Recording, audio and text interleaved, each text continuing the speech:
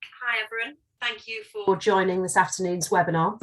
My name's Kath Crowther and I'm the Regional Director for the CLA in the East and your chair for today. Before I introduce our speakers, I wanted to remind you that members can access free advice from our advisors in the regions and our legal, tax, land use and property teams in London. Please do get in touch with your regional office if there's anything we can help you with. Remember, that's what you pay your membership fee for, that's what we're here for. And these inquiries really help in feeding into our regular meetings with government, but also to help us establish our lobbying position on different matters.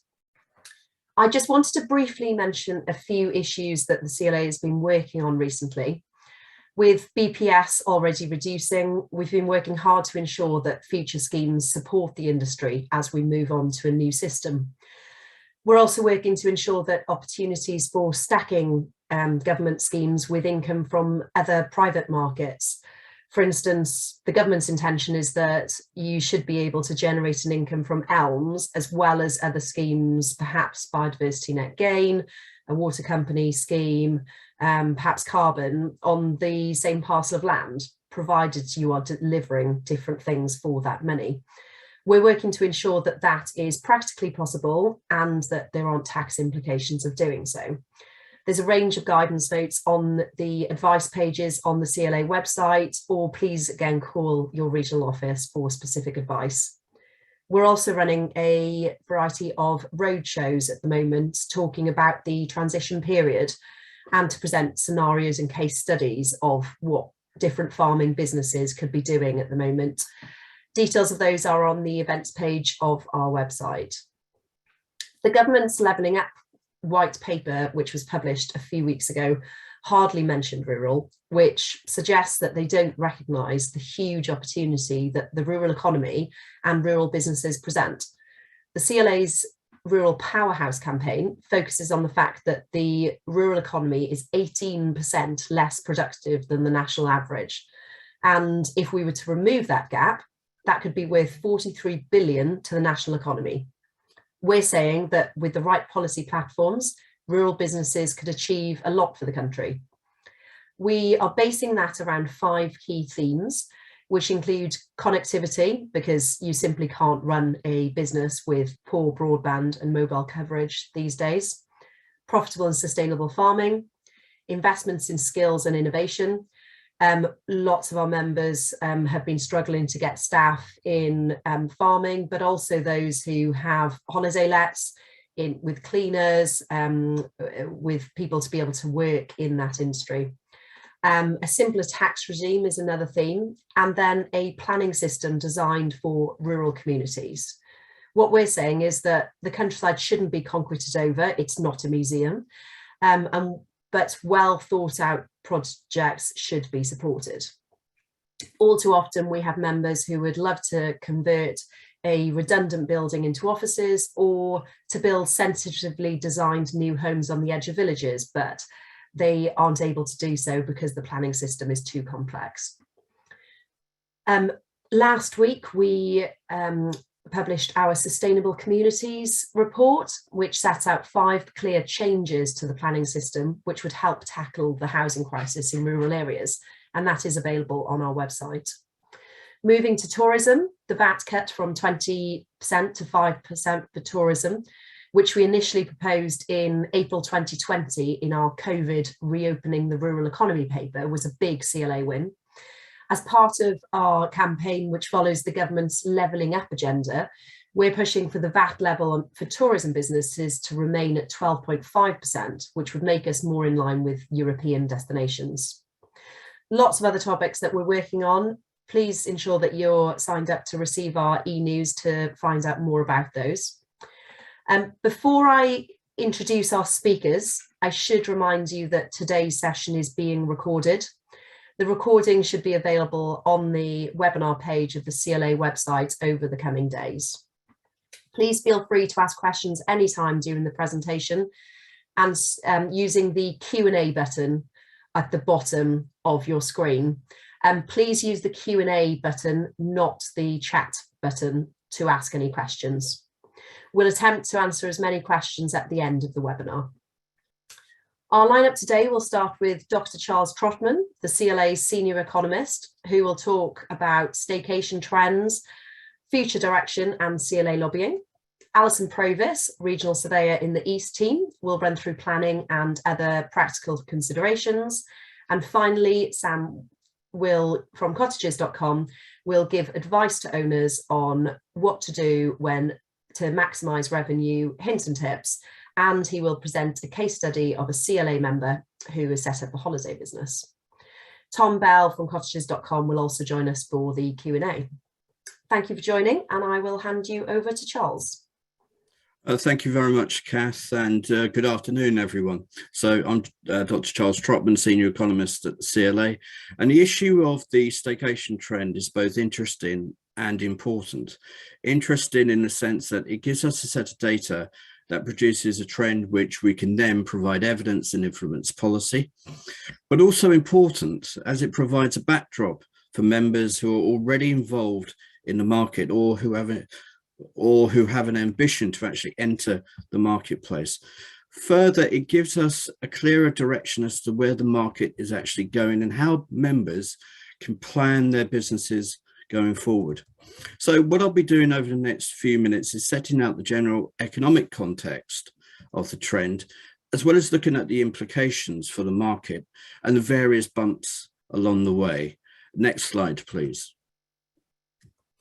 So what I'm going to do is blend in actually the next two slides on defining staycations and a look at the trends that we see. So if we begin by trying to answer the question, what is a staycation? Put simply, it's an individual or a group that decides to holiday in Britain rather than jetting abroad. One could say it's a rather simplistic definition because it doesn't actually take into account a myriad of reasons as to why they're doing this. So let's explore this a little further. The actual term staycation came to prominence directly after the 2008 financial crisis, where we've got a situation where the perceived notion is that money is tight for many, true point, and that foreign holidays were more expensive, not necessarily so true at the time. But what we witnessed was a change in visitor consumer perception. If the 2 weeks away in Spain or Greece were off the agenda, then why not holiday at home in the UK? So in a practical sense, the staycation and the staycation trend was born. And what it also did was create a form of self-sustaining market where you have new types of holiday coming forward, such as glamping and ecotourism, that meets the needs of the marketplace. And as importantly, these holidays were still seen as cost effective, and cost is absolutely crucial in this. If we bring in another trend, the short-term stay and the last-minute deal, we see a collection of factors coming into play that prolongs the actual trend itself. So what we're seeing is a new market that needs to be catered for. That new market is created. And what we've seen certainly since 2009, 2010, is an upward trend in a number of staycations being taken. If we were to look at the period 2009 to 2019, that 10-year period, we've now got a set of data which clearly shows that the trend is moving upwards. Now that trend is now, or was before 2020, it was beginning to flatten off. So the forecast in 2019, before the COVID pandemic, was that things will continue to move up to the mid-2020s and then begin to stabilize. But as we've seen, and everybody knows the experiences of the pandemic, then we've got COVID as a great disruptor. And if you think about the 3 lockdowns those who live in the UK went through, we couldn't go abroad, whether it's through the UK's own restrictions or those imposed by the countries. It was a time that it actually created an inducement for people to stay in the UK. Now, whether it was the case in July 2020 when the rural tourism economy was able to reopen again, or in May, June last year, there was a substantial build-up of pent-up demand. People clearly needed to get away and they wanted to get away. But of course, Europe and other overseas destinations were simply out of the question, which meant that the trend itself, the staycation trend, was given yet another shot in the arm. This time, not just for purely economic reasons, but on the basis of maintaining public health. And what this has done is it strengthened product development within the UK market. And it's where rural tourism has actually seen significant benefits. Whereas rural areas have never really benefited from international visitors, the key market for rural tourism operators is the domestic tourist. This, of course, leads to a reappraisal of the longer-term staycation trend. We're no longer forecasting it flattening out or stabilizing in the 2020s. We're willing to go further and say the mid-2030s, up to that point for growth and then a period of stabilization. But is it really sustainable in the next 10 years or so? Next slide, please. So if we look at the future direction, certainly from the data we've seen over the last 2 years, the numbers holidaying in the UK has increased substantially more than we saw in both 2009 and 2010. So it's fair to say that the staycation model itself and the trend has actually strengthened to the point that the forecast to the mid-2030s is accurate. And there are a number of factors that would actually support this view. The remaining uncertainties over future COVID variants, the current political and military situation in Ukraine that again increases uncertainty, and this change in perception. And for those who may have gone abroad in the past, they're now staying in the UK and are likely to stay in the UK for the years ahead. And of course, there are other factors apart from the ones I've already listed. For example, potential visa problems for those going to mainland Europe because of the knock-on effects of Brexit. And if we add into the mix the sheer aesthetic quality of the countryside, that's its greatest draw. Next slide, please. So the CLA's position and policy, we're now getting to a point, and we finally got to the point after, I've been doing this job for 20 odd years, where the government has finally recognised the importance of staycations to domestic tourism. And it's taken a lot of work. As Cass said at the beginning, we managed to get VAT down from 20% to 5%. So a major win, but we need to focus on that, and we need to move forward as well on other areas. And it's also ensuring that CLA members are aware of the market forces at play. One such example is the amount of detailed information members now have from us regarding the state of the market, how the market is playing out, where the market was reopening, and the need for proper business resilience, primarily as a result of COVID, but that resilience is still required as we move forward in the next few years. And evidence has shown that tourism members have been able to rebound from the worst effects of the pandemic, and measures put in place such as the secure guidelines, the We're Good to Go industry standard, and as I said, the reduction in VAT have all helped to improve the government's understanding of rural tourism, which is absolutely key. We recognise that more needs to be done, and this can be done through better engagement and communication. But as we see more opportunities arise, the staycation trend itself is revealing that it's a market that's able to adapt to exploit the potential of innovation and new product development. Next slide, please. So if we just very quickly sum up, staycations are here to stay. The long-term trend is positive, certainly up to the mid-2030s, where it's likely to stabilise. Staycations clearly do bring out the best of rural, and they add to product development. Building resilience through greater engagement, communication and understanding is crucial to the way that we can lobby with government. And the message I'd end with is members and members' businesses need to be positive. They need to get the messaging right, and they need to plan carefully. So what I'm going to do now is hand over to Alison, who's going to talk about the practical application of the staycation trend moving forward. Alison, over to you. Thanks, Charles. That's great. So clearly Charles has set out there that the trend is definitely here to stay. So my section is really about how you can keep capitalising on that trend and what you can do to make sure that you're a part of it. Next slide, please. So if I start off with the planning side, and if I kick off with the more sort of simpler planning sort of functions that are out there in terms of permitted development rights. One part that we've seen particularly over the last sort of 18 months, 2 years or so with COVID, with members taking an interest in and using, is the temporary uses of land permitted development rights.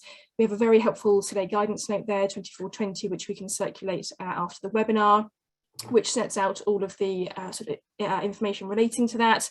But fundamentally, this is where you can use any part of your land for up to 28 days in any year for any other sort of non-agricultural use. It does include some restrictions. So, for example, if you're looking to hold a car boot or markets or motor racing, then that would actually reduce to 14 days per annum. But largely it's up to 28 days. Some of you may recall that last year this was increased to 56 days because of the pandemic. That has now gone back to 28 days at the beginning of this year, but it's something that members should be aware of to be able to utilise if they would like. That does also sort of cover the glamping question as well, and we have a separate guidance note on glamping, which again I've listed there, and that's available on our website on the advice section, are also from us as the CLA Advice Service. We also then have, there are some permitted development rights around caravans. Again, a CLA guidance note is available on that. For example, under Part 5 of the GDPO, there is a paragraph, for example, which allows you to have up to 5 caravans on your site if you are what's called a certified site. That's where you have somebody from an affiliated organisation like the Caravan Club have come to assess you and given you a licence to do that. So opportunities in relation to caravans as well. What I would say is a few things to be aware of. The prior approval requirement, sometimes that can come into permitted development rights. Again, that is set out in our various guidance notes, depending on what you wanted to do. Also designations, I've listed some there, but it's important to remember that sometimes the use of these rights could be restricted depending on your location and what designations, if any, your site is subject to. So please do look at those. For example, some of them I've listed there, such as the special area of conservation, etc. If you are near or in one of those, then it's likely you'll have to look at what's called a habitat regulations assessment, a HRA to be undertaken. But again, very sort of bespoke depending on where you are, and our guidance notes do set those out with more information, and also do come to us as a CLA. Also a site licence, if you're looking at running tented camping or a caravan site, then you could be liable to apply to local authority for a site licence as well as planning permission. So just to be aware of that, and again, our CLA guidance notes do cover that as well. Next slide, please. So the permitted development rights are sort of a shortcut to planning, if you like, whereas what I've got here is full planning. So inevitably with staycations, if you're looking at doing camping or glamping or something like that on a large scale, then you will likely need planning permission in some form. So I thought it'd be helpful here just to set out a bit of 10 points that you might like to consider in terms of planning if you're looking at a staycation opportunity. We have got a full article on this in our magazine, which we can circulate after the webinar. But if I run through them sort of in brief at the moment. So knowing your assets, it's really useful to understand what's your disposal. The CLA have something, also have something called a rural asset management plan, which again is on our website or available from the office, that you can use to really get to know what you have at your disposal to be able to use if you're not using it for your core business. Research, this is important, so this is around the planning policies and the designations that affect your site perhaps, and therefore what you can and can't do. It's important to understand if there's any policies which perhaps don't support your application, and if not, you would need to include in your application why you think your proposal should go ahead despite perhaps policies not supporting it fully. But then also there will be policies hopefully which do support it, so it's important to address those in an application. Project evaluation, this is more about making sure that after you've done your research, you then look at what options you've come up with as a result of that, and then looking based on your assets and your skills, what you might like to pursue as the best option going forward. So other considerations, this is about the sort of local community and engaging neighbours and other elements of the local community, whether grant funding is available, for example, whether you need any supporting surveys. If so, obviously surveys and reports under point 8 as well. It's important to make sure that you look at those in terms of the timings, because sometimes depending on the surveys or report that you need, you might be looking at quite a long lead-in time for that, or for example, a survey could be needed over a 12-month period, perhaps. So it's important to make sure that you're aware of what's ahead of you in that regard, so you can set out your timings quite clearly. In relation to other options, that's really back to sort of the permitted development rights that I mentioned earlier, and whether you have to go for full planning or not. Pre-application advice, this is a paid-for service that most local authorities offer, where you can submit a rough sort of outline of your proposal, and you can then seek the local authority's advice. Informal advice is not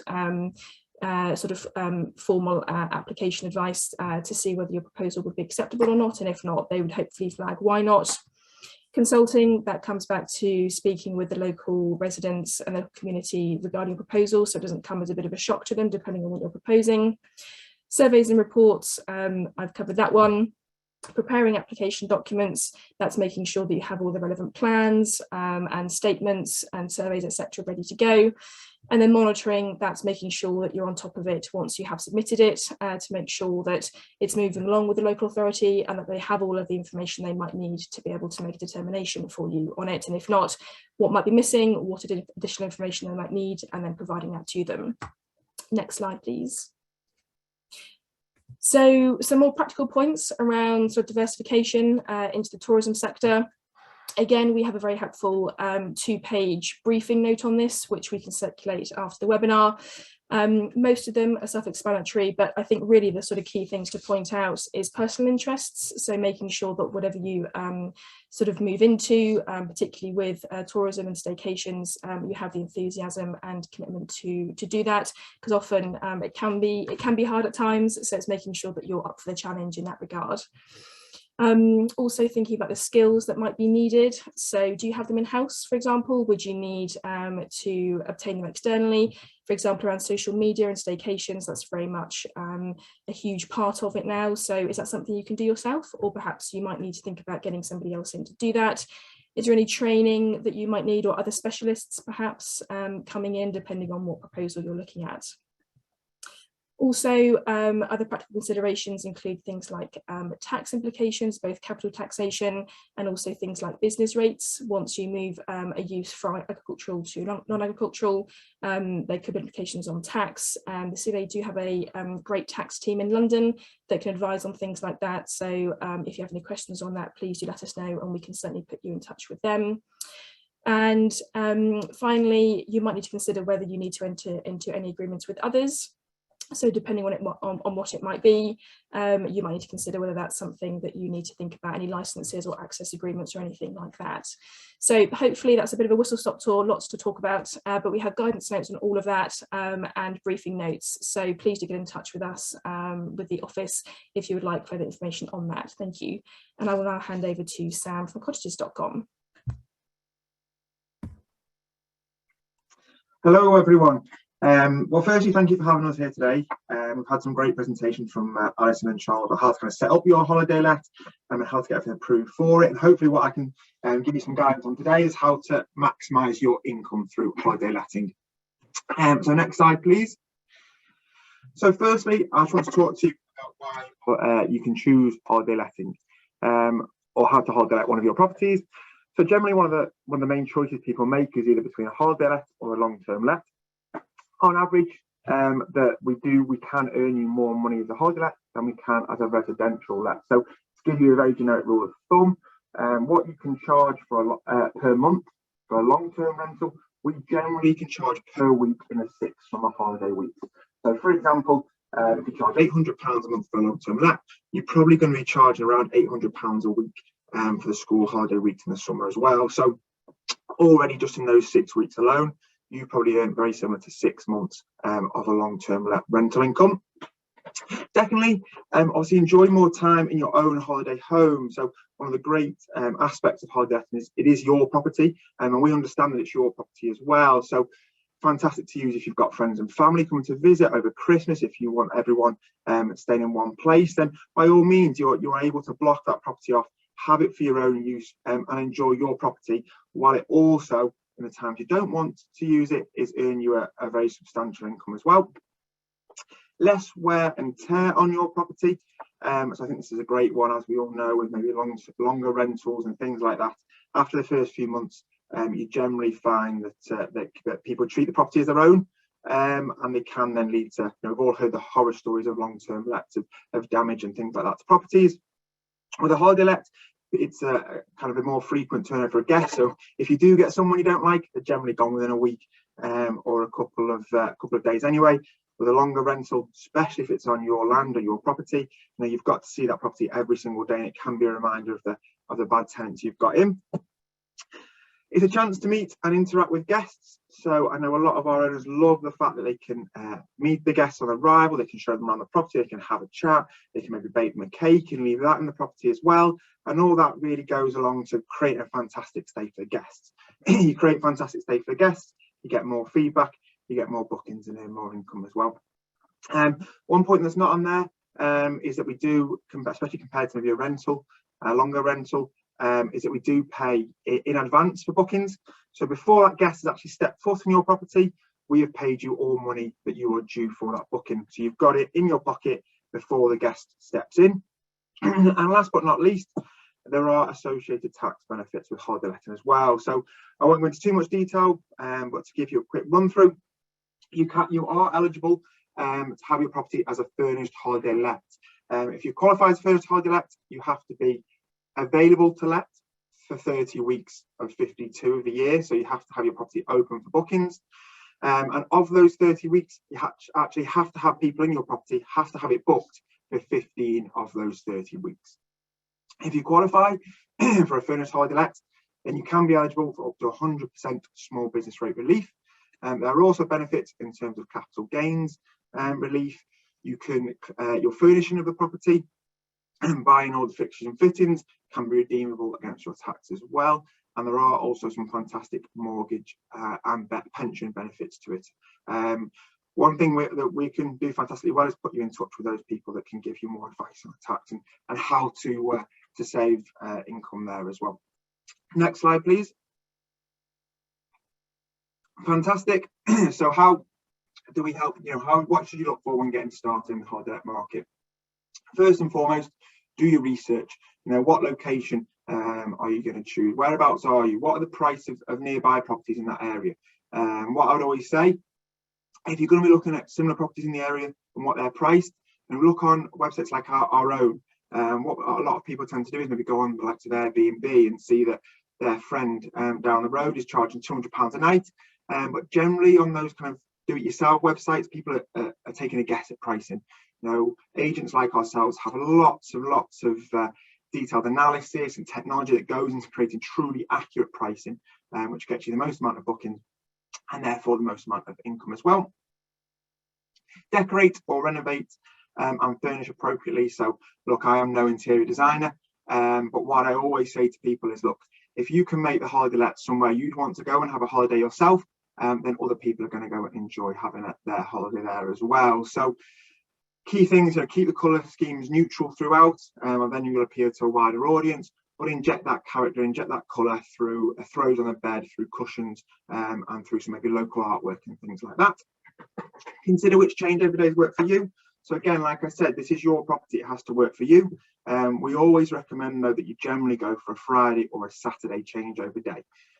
If you really want to push me, I think I heard a stat once that said Fridays, holiday lets with a Friday changeover on average earn about 10% more than properties with a Saturday changeover. And that's just because you get your week-long stays Friday to Friday all through the summer. But actually in the winter, you appeal to more of the short break market of people who can go pack up their bags on a Thursday, Friday and go Friday to Monday and get a shorter stay as well. And that's why they earn a little bit more. Have a little think. will you require a property manager or a cleaner? The cleaning is probably one of the biggest outlays that our owners have, but I think you've got to weigh that up versus the cost of your time of going and doing a changeover every single week, and then make the best decision for yourself on that one, what suits your personal circumstance. Last but not least, how will you market the property, or how will you market your property? There's lots of options here. Firstly, of course, you can do it yourself on websites like I mentioned before, Airbnb, booking.com. I did read a recent article on Airbnb where it said that the owner could spend anywhere between 12 to 40 hours a week kind of managing it themselves, so speaking to guests, taking prices, reacting to prices in terms of supply and demand. In the summer, if there's a high demand like there was last year, are you going to be able to go on and increase your prices to take advantage of that demand? All very time consuming as well. If owners do it themselves, one thing is to consider is, are you going to be able to compete with the marketing with companies like ourselves? And we've got a multi-million-pound marketing budget. We're always in the top 3 searches on Google. Is someone doing it themselves going to be able to compete with that level of marketing? You will also get some maybe local agents, smaller agents who will do it for maybe a cheaper commission. But what I always encourage people to do in this circumstance, and commission is a conversation I have a lot with our owners, is to look at commission as an investment, not a cost. Naturally we all look at it as a cost, what comes off our top line, but actually if we look at investment, we understand what we pay in commission is what makes our top line. So sometimes we invest in a better product, has a higher commission like ourselves, where we do a lot of marketing, a lot of partner sites, give our properties great exposure, then you're going to get a much higher return on your initial investment, and it's going to be much more cost effective in terms of what you're getting for your money. So next slide, please. Fantastic. So I just wanted to include a few little things you can start to think about how to increase the occupancy and bookings for your property. First and foremost is Wi-Fi. Wi-Fi is pretty much a given these days. We're a society of people who like to be glued to their mobile phones and their laptops, so people expect Wi-Fi in a property. And as you can see there, having it in your property and having super fast Wi-Fi as well, if possible, can increase owner income by 49% on average. Second up, pets. I saw another stat recently that told me that 25% of the UK now has a pet, and the pet ownership actually increased during COVID. I think people want obviously the companionship, so it's a great perk for holiday lets to offer. If you compare about going on holiday abroad, being able to take your pet with you is one of the main reasons people stay on holiday in the UK. So by offering that, if you're developing a property, things to think about, having hard floors downstairs, having utility rooms, and even having a little doggy wash outside, which was one idea I've seen once, which was just a tiled floor outside attached to a warm water pipe, will really help your property stand out and get you more bookings as well. You've also got wood burners and fires in that mix. As you can see there, they've increased owner income by about 29% on average. What you're really doing there is you're getting year-round bookings, because that is a great selling point, a great tool, a great feature for your property to have in the winter months. It's a very romantic idea. People love the idea of being able to go away and put the wood burner on and cuddle up around the fire. Realistically, they probably just use it the first night they're there, and they don't switch it on again. But it's still a fantastic one to help your property earn more money. And last but not least is hot tubs. Some people love them. Some people think it's just like sitting in dirty bath water. But what I can tell you is if you put a hot tub in your holiday let property, it will do fantastically well. Not only can we charge more per week, we're going to get you more bookings as well. And as you can see, putting a hot tub in your property increases your average income by 102%. So really worth doing, and one I would strongly recommend. Next slide, please. So just wanted to go over some, just a quick few other kind of performance enhancers, what can help your property perform better, what can you do and what do we do as well. So if you can see there, obviously you've got welcome packs, being creative, pizza ovens, electric charging points with the price of fuel at the minute. That's definitely a great appeal for a lot of our customers. And it's about making your property that stand out. It's about having it a few extra features. People want to go to a property that's better than what they have at home. And if you can offer these little few touches, a fantastic welcome pack for when they arrive, it's going to make your property stand out. It's going to make you get more bookings. It's going to help you earn more money as well. Just a couple of things that we do on our website as well. We do the little touches that help really improve our customer journey on our website. So a great one, by all means, test it out. Go on cottages.com, find a property, and at the bottom you'll be able to put in your postcode, and it will quickly tell you how long it takes for you to get to that property. So how quick, your travel time. And we find that if we can do little things like that, really improves our kind of loyalty from customers and the fact they keep coming back and using our website. Good stuff. Next slide, please. So we will proactively go out and ask all of our customers for feedback. It's no surprise that those properties with a higher feedback perform better. I believe it's properties with a feedback of over 9.5 out of 10 that sell first on our website. So it is really, really crucial that we get positive feedback for our properties. Now, what I always say, things like welcome packs are always mentioned in positive feedback. I think welcome pack is the most mentioned thing when positive feedback. So if you're setting up your property from scratch, my best advice is why you've always got to make your welcome pack very cost effective. For those first few guests, for those first few bookings, just do that little bit extra. Put a few bottles of beer in the fridge, buy a case of wine and put a bottle of wine on the side, and maybe a home baked cake. Do those little things that are really going to get the positive feedback flowing. Once positive feedback comes in, that's only going to lead to more bookings. One of the cheapest and best things I can recommend for those first few guests, your welcome pack, is just a handwritten note, something really personable, just to say, dear Mr. and Mrs. Smith, really looking forward to have you in our holiday let. You're actually one of our first guests. We hope you have a fantastic stay. Can appreciate you may have had a long journey, so we put a couple of beers in the fridge and a bottle of wine on the side. Please do help yourselves and let us know if you need anything else. Something like that can be really, really effective in making sure your first few guests leave some fantastic feedback for you. And then I think we're on to our success story. So next slide, please. So what I wanted to do here is make it tangible for you, so I can show you, how to improve your holiday let, but I want to give you a real life example as well. So this is actually this property, Goldstone's farm, owned by Mr. Furs, who is actually a CLA member. Mr. Furs has 2 fantastic barn renovations. I'm sure you can see from those photographs there the quality and the luxury end that those properties are hitting. It's down in Essex, 2 sleeps 10s. They've been on sale with us since July 2021, and already they have had 88 weeks booked and 136 bookings. And in less than a year, Mr. Furs has earned over £150,000 in gross owner income, which I'm sure you can all agree is a fantastic amount of owner income in such a short space of time. Next slide, please. So why did Mr. Furs choose holiday letting? Well, actually, he was inspired by his own holiday to Yorkshire. I believe it was for New Year's Eve, and he wanted to create this concept of a luxury barn retreat. He wanted to earn more revenue through holiday letting than as through residential lets. And I believe it took a bit of time to convince maybe other stakeholders that holiday letting was the way to go. But again, I'm sure you can agree he's almost certainly achieved a lot more income with ourselves and through holiday letting than he would have done if he'd gone for a residential let. Next slide, please. So as you can see, Mr. Furs and Goldstone's farm did get some extra financing from the Rural Payments Grant.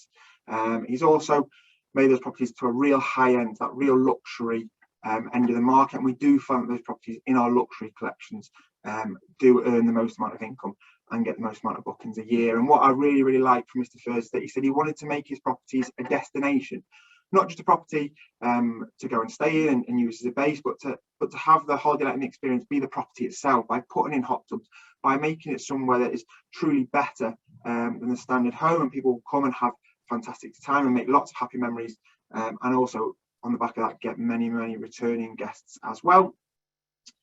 So fantastic. And you can see at the end he chose ourselves as he wanted to get an experienced letting agent with extensive marketing reach, and that is why I do believe we're the best in the market. Not only are cottages.com the market leader and we give market leading exposure, but we also give all of our properties exposure on our sister site Host Seasons.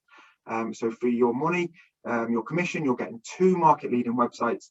And to give you an example of just how good Host Seasons is for us, in January it took 9,000 bookings for cottages.com properties alone, never mind what we took through our own website. So Mr. Furs had created himself some fantastic properties, let them with ourselves, and benefited from are a market leading exposure, and ultimately resulted in some very, very profitable holiday lets for himself. Last slide, I think it is. Just a little quote there from Mr. Furs, which I'll let you read. But as you can see, it's been a really, really beneficial exposure for him, and hopefully it just goes to show that while it might seem like a long process, it might seem like me just talking about all these ideas, there's real tangible evidence and stories there of people that we have helped and helped have really successful income from that as well. So that's it from me, thank you. Also we have a Q&A, so I'll hand back over to Kath now as well. Thanks, Sam, and thanks to all our speakers. If I could ask everyone to turn on their videos, and if anyone has any other questions, do ask them in the Q&A bar. So I have a question here for Charles. Charles, you mentioned ecotourism as a factor driving the staycation upward trend. Can you give a definition of what ecotourism is, please? Yeah, ecotourism is defined as anything which is outdoors. So it could be a recreational pursuit, it could be a sport. But the point here is that what we've seen is last year, or rather in 2019, it generated £12 billion for the UK economy. That's a 55% increase over the previous 5 years. So it's clearly a growth market. And it's the first time in 2019 that it was actually capitalised by the UK government. So the UK government is finally recognising the importance of new types of tourism. Great, thanks, Charles. And I know that a lot of people are considering now whether they should be flying and their carbon footprint on holidays. So all a boost for staycations. There's a question here about the 56-day rule and whether it's going to be extended for another year. Now, this is something that we asked our members about. We were, really happy being successful in lobbying for that extension to 56 days initially through COVID. And our members fed back that they would like that extension again for 2022. Now, we have been asking members for examples and case studies of how you have all benefited from the extension to 56 days, because then we can take those case studies and examples and take them to the Department for Levelling Up Housing and Communities and to MPs and others to say, this is a really important issue. We haven't had enough case studies and examples. So if you do have any, please could you send them through to us? If you send it through to a regional office, we will then forward it on to Fenella Collins, who is our head of planning. Alison, you might want to add something on that, but what I'll also do is ask you another question about the 28 days. William has asked, are setup and takedown days counted? If a series of non-contiguous events, say 7 times 3 days over entire summer, is that okay? What about if days are used in different locations on the estate? So the 28 days is a total number of days per calendar year. So if you are using your holding for a variety of uses, then it's not 28 days per enterprise or per use, it's for the whole year for all uses. So that's the first thing to note. It does include any days where there's any equipment left on the site that might be related to that non-agricultural use. For example, bins and toilets, things like that, set up days, take down days, they are part of the 28 days. So you need to bear that in mind. They're not in addition. The days don't have to be continuous. They can be across the calendar year. And it's also, I wanted to mention that sometimes permitted development rights, so therefore the temporary uses of land rights, can be removed by local authorities under what's called an Article 4 direction. So it's important to make sure, along with your designations, make sure that you understand and know that you can use these rights on your property, because sometimes, as I say, because of designations or Article 4 directions, then it might be the case that you might not be able to use them. So it's important to make sure that you can if you're looking to. Thanks, Alison. A question here for either Sam or Tom. Hot tubs, what do you think about sharing hot tubs between 2 or 3 people? or two or three properties, sorry. Yeah, I can take that one if you like. Yeah, I don't think it's ideal, is my honest opinion, especially on the back of what we've seen with coronavirus and the increased awareness about hygiene. And people don't want to be sharing hot tubs with people that they don't know and haven't gone on the holiday with. So actually, if you're going to put a hot tub in, I would make it unique to that property. I wouldn't have it shared between a few different properties on one site. We do actually see that properties where they have shared hot tubs actually get less bookings than if they weren't to have a hot tub in there as well, because they do charge a higher price, but you don't get sole use of it. Is that okay? A question for Alison. I'm about to go through the planning process for a temporary movable structure, a marquee or tent, in a client's pub beer garden. The pub is listed. What sort of issues might we face getting this through planning? So there were some permitted development rights released, temporary ones initially released last year by the government for temporary structures and marquees, again because of COVID, to assist the sector recover from the impacts of that. Those rights have now been made permanent, and there are some which do relate to temporary structures in the curtilage of a listed pub.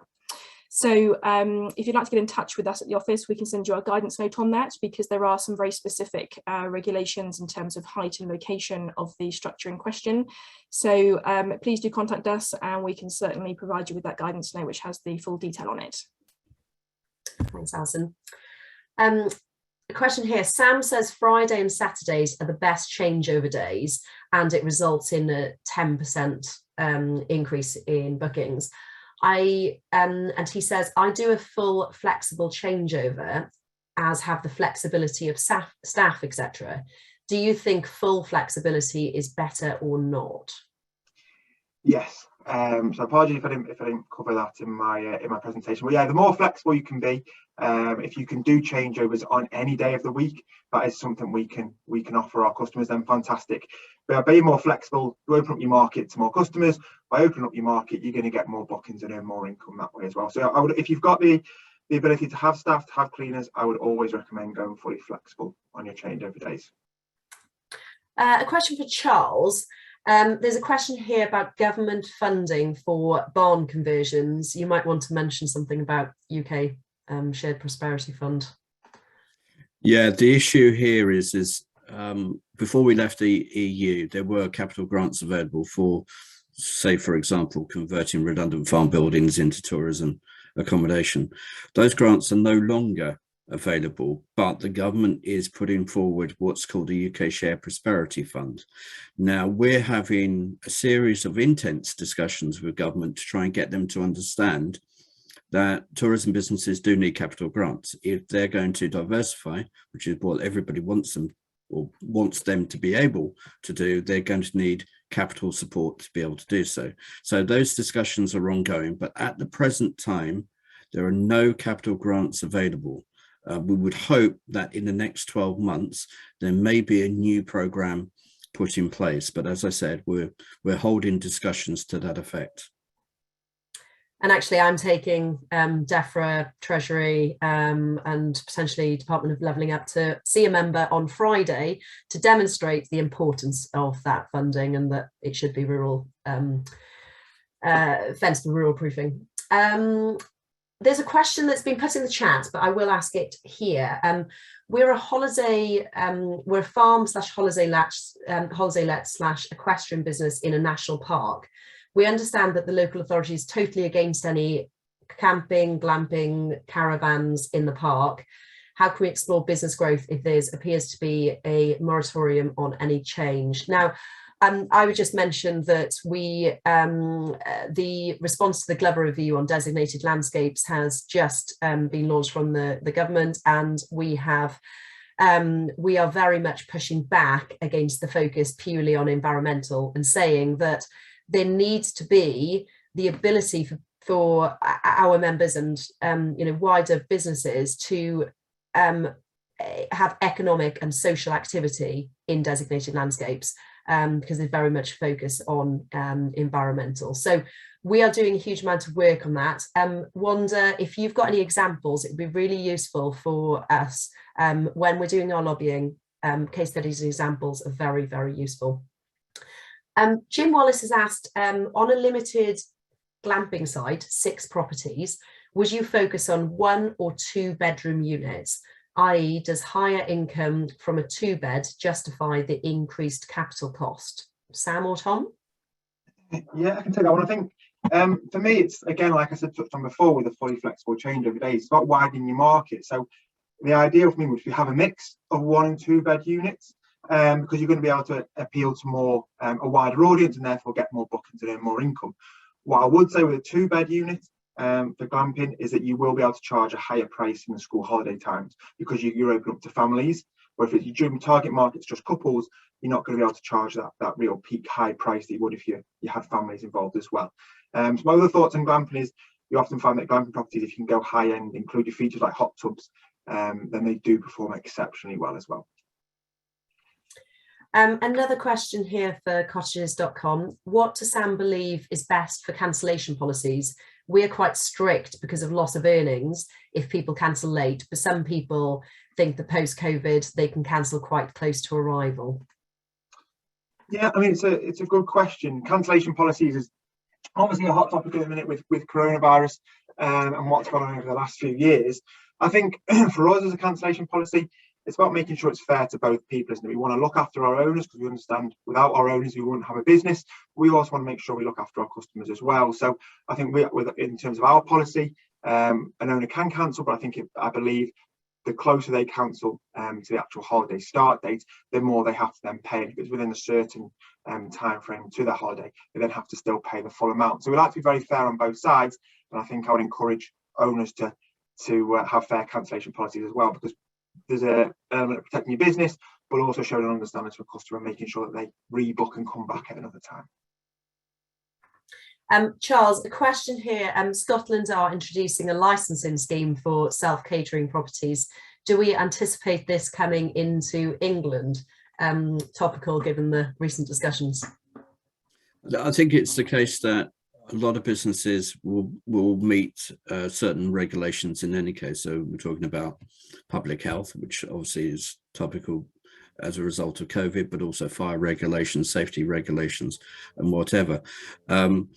If there is a requirement to have a kind of specialist licensing system, then businesses will need to apply those. But the point here is what we want to do is reduce the level of bureaucracy within the system. And if we have a situation where, for example, the government wants to create a kind of formal register of what a traditional holiday let is, then we need to work ways or look at ways that it can be made far simpler for rural tourism businesses to be able to comply. We think that businesses are already complying with the regulatory framework that's already in existence, so therefore there's no real need. But as with a lot of these things, we're in constant communication and discussions with governments as we move forward and as they move forward. Question for Alison regarding pop-up cafe on a tourism site. We have a glamping, camping, B&B bunkhouse and self-catering site inside an existing commercial building, a wood workshop. Is this covered by the 28-day rule? Could we operate within 28-day rule whilst applying for planning permission? So the wording of the 28-day rule states that the land in question cannot be a building. So if your cafe is in a building, then no, you can't. I think I've understood that correctly. If not, do get in touch and I can elaborate, but I don't think so from what it sounds like. Thank you. Like Alison said, do get in touch for specific advice. A question about the reduction to 5% VAT from Adrian Joy. Now, the VAT amount has gone up to 12.5% now, and that's until the end of March, I think, Charles. He's asked about whether that applies to non-ag events as well as camping, and perhaps you could just give an update on where we are with the lobbying. Right. If the non-agricultural event incorporates a form of hospitality, then the VAT reduction would apply. If it doesn't include a form of hospitality, then there is no VAT reduction. I think it's also important to realise, as I found out this morning, that the current military situation or conflict in the Ukraine could actually begin to influence what the Chancellor says during the spring budget at the end of March. So it could be the case that VAT will stay at 12.5% rather than go back up to 20%. So it's essentially, it's for accommodation purposes as well as hospitality services. If you have those in your on your event, then fine, you should be able to apply for it. And again, get in touch for specific questions. Question for Tom or Sam: how are forward booking levels looking for 2022 compared to last year and pre-pandemic levels? And perhaps you can just give an idea of what cottages.com and other agents charge in terms of fees as well, because we've had a few questions on that. Yeah, so it's a good question. I've got the stats here, actually. I'm sure you'll be pleased to know. So in terms of bookings for this year compared to this time in 2021, we are 40% up on bookings taken. In terms of, we don't actually have the stats for 2019, but I do have the number of holidays we have planned this year is actually 30% up versus 2019. So the forecast and how we start the year is looking really, really strong. I think one of the great selling points is that the average owner income, so the income that's going into our owner pockets so far this year, is 22% higher than this time last year and 34% higher than in 2019. In terms of our commission, we do have different tiers of commission. It generally starts at around 18% plus VAT, but it can all depend on how much use of the property you as an owner would like yourself. So the more use you would like for your own personal bookings, the more weeks you're taking out of our calendar. So we have less to sell, we charge slightly more. If it's an investment, if it's a money earner for you and you don't want many weeks, we charge slightly less. I hope that answers the question. Thank you. I'm conscious that we have already gone over the time that we had allocated. There is a question here about those from urban areas coming out into the countryside, not understanding how the countryside works. The CLA has put together a resource pack on the countryside code. We are also lobbying for the countryside code to be included within the curriculum, so the next generation understands the importance of sticking to public footpaths and closing gates, that sort of thing. Perhaps cottages.com can consider something relating to promoting the countryside code as well when they are taking bookings. Thank you for all of your questions. I'm sorry that we haven't got around to all of them. Please do get in contact with your regional office if you have any specific inquiries, and we will come back to you on those.